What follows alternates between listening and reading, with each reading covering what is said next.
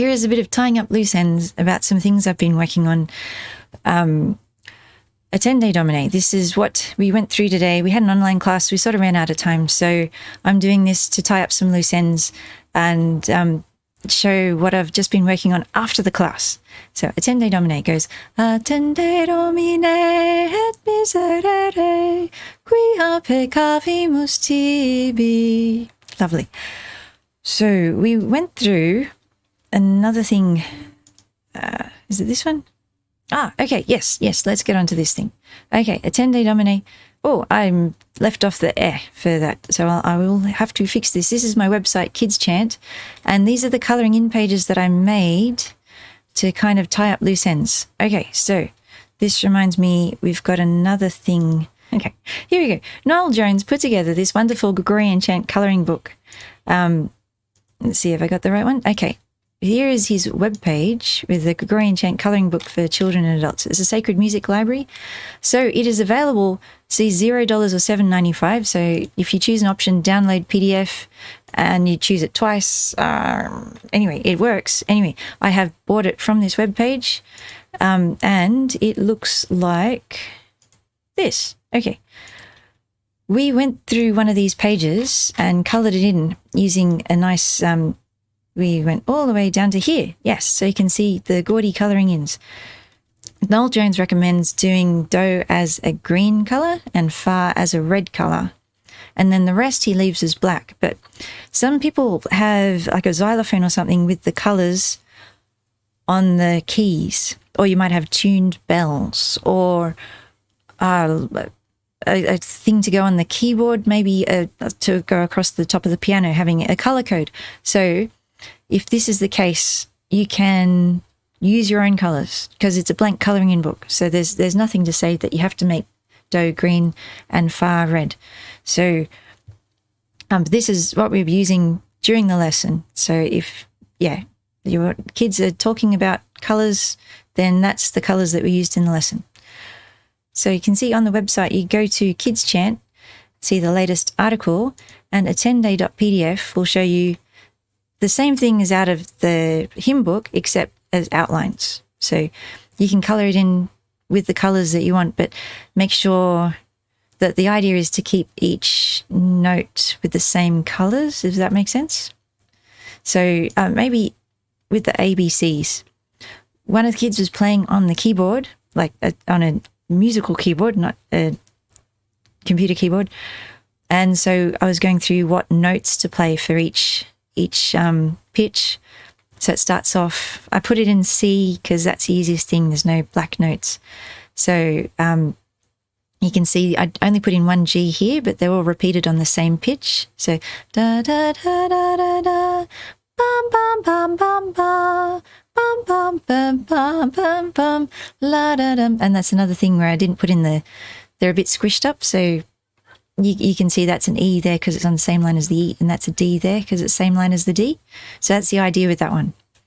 So yeah, if you have colours, you can colour C's all the same and G's all the same. Yes, so that was with Attende, Domine. We also sang through Gloria, Laus. Now, Gloria, Laus is a hymn for Palm Sunday. This one? Okay, so in this one, it's a few pages on if you have my hymn book, Gloria, Laus. And it's a 2-line thing. So, Gloria Laus et honor tibi sit, Rex Christe Redemptor, cui puer late cus, prom sit Hosanna pium. And you can see the words are from John Mason Neal's translation. He's Anglican. He wrote, all glory, loud and honor to the Redeemer King, to whom the lips of children made sweet hosannas ring. So it's not a direct translation, it's a dynamic translation. How about that? Dynamic. So let's see. So if we go back to this page, you can see there is a colouring in page for Gloria, Laus. The lines are a little bit thicker, so I'm sorry about that. I'll get it. I don't know. Are these colouring in pages helpful for you? Should I go through the whole hymn book and... Oh, well, that'd be awesome, though, making a book of colouring ins. Oh, I could so do that. Yeah, and if I just do the chorus, that makes it nice and big. Okay, so there's some more things to think about. But for now, you've got the story I was telling about. Gloria Laus was written by a guy called Theodulf of Orleans, who was a bishop and a poet and a theologian, and he was there with Emperor Charlemagne, or Charlemagne, if you like. Depends on your pronunciation. But yeah, King Charles the Great from 800s, I think. Is it 800s? So this is Theodulf of Orleans at Wikipedia. The story I was telling is a bit not true, but it's sort of like not a fairy tale. What do you call it? A really good story that just gets told and told again. So the story is, so here it is. Many believe that Theodulf wrote it after he was deposed in 818. So he was involved in controversies at the time. He was involved in a thing about whether you should burn candles before images, whether that was idolatry or whether that was just paying reverence to the person in the picture rather than the picture itself. So, this was a thing at the time.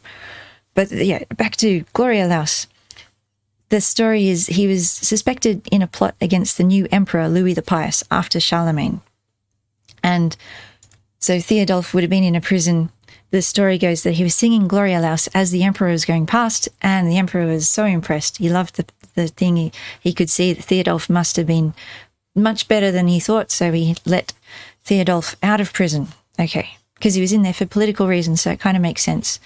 And yes, after his deposition, Theodulf was confined to the monastery of Saint Auban at Angers, about 200 miles southwest of Paris, where he wrote letters and poems protesting his innocence. He died there 28th of September 821. So there you go. It's a very different culture. Yeah, Charlemagne was involved in actually getting Gregorian chant out there. We attribute it to Pope Gregory, but as I was reading about this, we talk about Pope Gregory standardizing stuff, but he standardized a little bit of stuff, but it was Charlemagne who really wanted to standardize stuff and organize stuff. And so the Pope sent singers to Charlemagne's court. So because Charlemagne was in France, we have a mixture of French and Roman chant coming out as the official Gregorian chant and getting spread across the empire. So there you go. So that's a bit more than I was planning to say, but you've got some resources there. So that's the webpage, Attende. I'll put the E in, hopefully. So, and that's pretty much what we did. I haven't got a colouring in page for Regina Caeli. So Regina Caeli's towards the end of the book. Okay, so this is Regina Caeli. This is Regina Caeli. And you can see it has this funny thing in the clef here. So what I want to do is leave it for next week. Yes. So I won't make a colouring in page this week. I want to change it to the dough is down. Anyway, yeah. So leave the Regina Caeli for Easter time, and I'll look forward to hearing any comments that you have. Put them in the comments, and or email me if you're emailing me, and I'll see you next time. Yes. God bless. Bye.